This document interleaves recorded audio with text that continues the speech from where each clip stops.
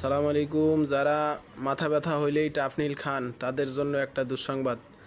আমরা অনেকেই জানি, অনেকে জানি না। টাফনিল আপনার টলফেনামিক অ্যাসিড, এটা মাথা ব্যথার দ্রুত সমাধান।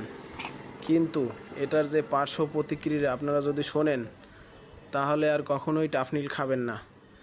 টাফনিল খেলে আপনার পুরুষদের ডিসইউরিয়া হতে পারে, ডায়রিয়া হতে পারে, বমি বমি ভাব হতে পারে, এপিগ্যাস্ট্রিক ব্যথা, এরপরে ক্ষুধামন্দা হতে পারে, কাঁপুনি, মাথা ব্যথা হতে পারে, রক্তের উপাদান হ্রাস বৃদ্ধি পেতে পারে এবং হেপাটাইটিস হতে পারে, গ্যাস্ট্রোইন্টেস্টাইনাল রক্তপাত হতে পারে, কোমা হতে পারে, এরপরে ঘুম ঘুম ভাব হতে পারে, মাথা ঘোরা, কানে ভোঁ ভোঁ শব্দ শোনা, খিঁচুনি হতে পারে এবং যকৃতের ক্ষতি হতে পারে।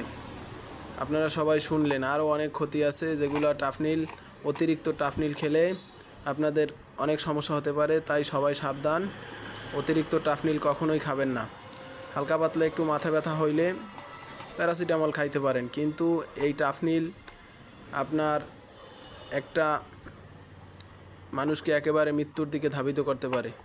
খুবই সাবধান, সবাই সাবধানে ব্যবহার করবেন। আল্লাহ হাফেজ।